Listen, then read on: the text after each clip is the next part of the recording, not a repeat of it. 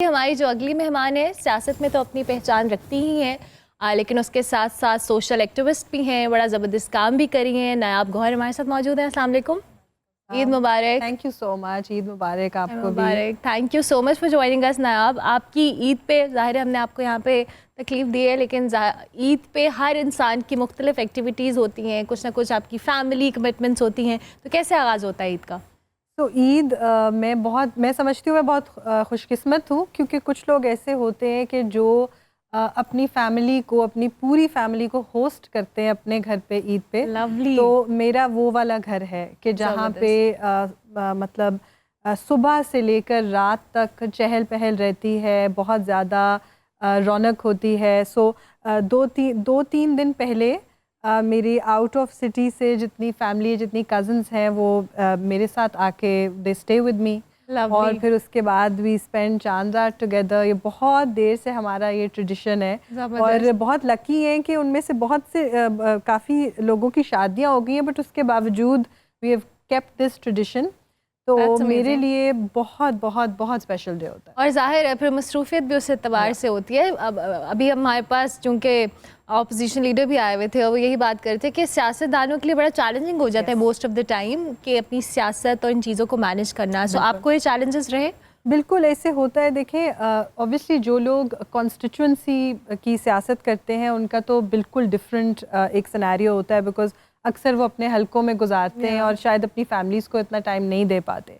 जो बाकी जो लोग हैं उनका भी ये है कि मसरूफियात को मैनेज तो बहुत करना पड़ता है, बल्कि in fact Ramzan in it self भी बहुत बिजी होता है। बिल्कुल। पॉलिटिकली लोगों को लगता है कि शायद कम एक्टिविटी होती है, बट बहुत ज़्यादा एक्टिविटीज़ होती है, क्योंकि मिलने का एक टाइम होता है और काफ़ी ज़्यादा सोशलाइजिंग होती है। तो इट इज़ डेफिनेटली डिफ़िकल्ट, लेकिन मैं समझती हूँ कि ये खुशकिस्मती है कि ये अच्छी डिफिकल्टी है कि आप लोगों के इर्द गिर्द रहें। Lovely lovely. सब तो टफ रोजे गुजरते ने, जेड़ा वेला हुंदा उन्हें हर जगह तो इफ्तारी करनी होंदी, टाइम भी उन्हें मैनेज करना होंदा। इत्थे 6 मिनट ते पता भी उनका रोजा होता भी है कि नहीं? नहीं होंदा, रस्ते सिगरेट भी पीना होंदा। ओए होए, ये भी एक बड़ा मसला होता है। बहुत ज्यादा, आपको पता है। हाँ, ये तो ऐसे रोजा रखना चाहिए, इसमें हमारा मजहब तो कहता ही है। उसके बाद जो आप डॉक्टरी एंगल से देखें, मेडिकली एंगल से, तो आपका अच्छा बॉडी डिटॉक्स आपको मौका मिलता है कि आप अपनी बॉडी को डिटॉक्स कर दें आप, लेकिन फिर बाद में पकौड़े नहीं खा सकते हैं डिटॉक्स। ये एक बात है, वो आप पे डिपेंड करता है कि आप अफ्तारिया डिटॉक्स तो बाद अफ्तारी वेले जो पकौड़े ने डीट्रैक कर जाने तो आपका फोकस आउट हो जाता है। बिल्कुल, यू आर सो राइट। अच्छा, आपने बहुत अरसे से आप स्टेज और आप डिजिटल और जैसे आपने कहा कि न्यूज़ चैनल्स के ऊपर भी जिस तरह कि आप सैटाइज कर रहे हैं, विद टाइम कॉमेडी कितनी इवॉल्व हुई है इन दिनों में या पिछले कुछ अरसे से? पिछले कुछ अरसे से। सबसे पहले तो इन्वॉल्व ये हुई कि हमारा थिएटर पाकिस्तान का पूरी दुनिया में सबसे अच्छा था। इस वक्त मौजूदा हालात में कुछ बेहतर नहीं है, लेकिन गवर्नमेंट बहुत काम कर रही है। स्पेशली अज़मा बुखारी बड़ी मुतहर्रक हैं इस वक्त, थिएटर को लेके बड़ी टेंशन ले रही हैं। आपने उनकी वीडियोस भी देखी होंगी, वो एकदम से छापा भी थिएटर में जाके लड़कियों के जो ड्रेसेस हैं वो भी देख रही हैं उठा उठा के, यानी कितना वो सीरियस हैं इस काम को बेहतर करने के लिए। पूरी दुनिया में ना थिएटर का बड़ा मुकाम था, पंजाब के ख़ास तौर पे हमारे, उसमें फैमिलीज़ का आना, लोगों का इन्वॉल्व होना, फिर जो बच्चे माएँ बहनें घर में स्ट्रेस में रहते हैं उनका हंसना, ये सारी चीज़ें थीं। लेकिन कुछ थोड़े से टाइम के लिए इसमें एक ब्रेक आई, ड्रामे में डांस आ गए और मुख्तलिफ बुरी बुरी चीज़ें भी आईं, जिस वजह से फैमिली जो थी वो कम हुई। तो अब ये सारी कॉमेडी रात को 11 बजे आ गई हमारे तमाम न्यूज़ चैनल्स पे।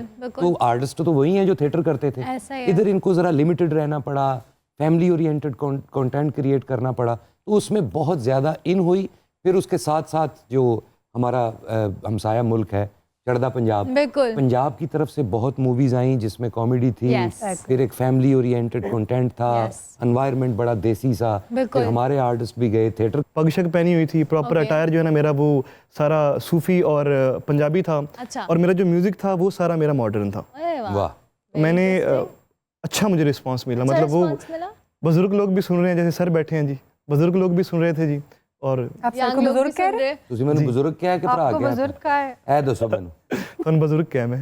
मेरी छोटी फड़ा मैं खंगा थोड़ा जिहा। और जैसे यूथ भी साथ सुन रही है तो अच्छा है, यूथ को आप थोड़े फोक टोन सुना रहे हैं, उनके लिए नया ये काम। यूथ आजकल मेंटल होई, ਉਹ ਇਹ ਸੁਣੀ ਜਾਂਦੇ ਲਹਿੰਗੇ ਤੇ ਸ਼ਰਾਬ ਰੋਡ ਨੂੰ, ਇਸ ਤੋਂ ਅੱਗੇ ਕੀ ਲੱਭਣਾ ਜੇ? ਐਮਲੀਆਂ ਚ ਵੀ ਇਹੀ, ਕੋਈ ਗੱਲ ਨਹੀਂ, ਕਮੇਡੀਅਨ ਦਾ ਹੱਕ ਹੁੰਦਾ ਦੱਸੇ ਕੀ ਕੀ ਸੁਣਨਾ। ਨਹੀਂ ਸਹੀ ਕਹਿ ਰਹੇ ਹੋ ਤੁਸੀਂ, ਲੇਕਿਨ ਮੇਰਾ ਮਿਊਜ਼ਿਕ ਇਹ ਇਹਨਾਂ ਕੰਮਾਂ ਤੋਂ ਪਾਕ ਹੈ। ਹਾਂ, वो बड़ी गल है जी मेरे लिए। हाँ जी, फिर भी सूफीइज्म ਜਿਹੜਾ ਹੈ ਨਾ ਉਹਨੇ ਸਾਡੇ 뮤직 ਨੂੰ ਬਹੁਤ ਸਹਾਰਾ ਦਿੱਤਾ ਹੈ। ਹੱਸ ਲੋ, ਖੁੱਲ ਕੇ हंस लो, ब्रेक ले लो, न्यूज़ नहीं हंस सकती। मुझे मत